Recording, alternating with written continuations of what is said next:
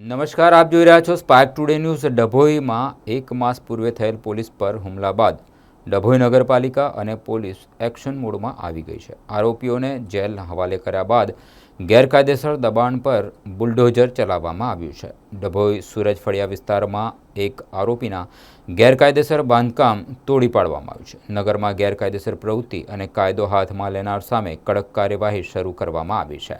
મહુડી ભાગોળ વિસ્તારના બીટ જમાદાર ઉપર હોસ્પિટલમાં હુમલો કરવામાં આવ્યો હતો। સિકંદરભાઈ ફારૂકભાઈ ગરાસિયા નામના આરોપીનું ગેરકાયદેસર બાંધકામ પોલીસે નગરપાલિકાએ દૂર કર્યું છે। પોલીસે 1 માસ પૂર્વે 11 સામે ગુનો દાખલ કર્યો હતો।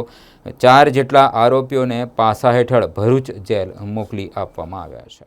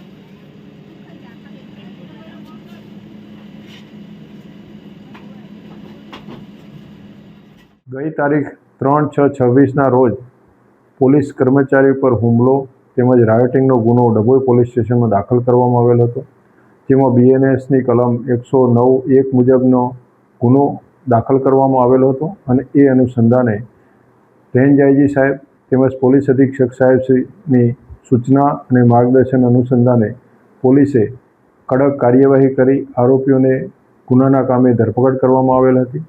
તેમજ આ જ ગુનાના કામે આરોપીઓ જામીન મુક્ત થતાં તેઓની તારીખ 5/7/26ના રોજ પાસા એક્ટ હેઠળ ધરપકડ કરી તેઓને હાલ ભુજ પાલારા જેલ ખાતે મોકલી આપવામાં આવેલા છે અને આ ગુનાની તપાસ દરમિયાન આ જ ગુનાના આરોપી સિકંદર ગરાસિયા નાઓનું સૂરજ ફળિયામાં આવેલું મકાન ગેરકાયદેસર હોવાનું માલુમ પડતા તે અનુસંધાને ડભોઈ નગરપાલિકાને રિપોર્ટ કરવામાં આવેલો અને એ રિપોર્ટના આધારે આજરોજ કાર્યવાહી કરી તેનું ગેરકાયદેસરનું જે સૂરજ ફળિયામાં મકાન આવેલ છે તેને પણ જમીનદોસ્ત કરવામાં આવેલ છે અને આ રીતે આરોપીઓ વિરુદ્ધ સખતમાં સખત કાર્યવાહી કરવામાં આવેલ છે।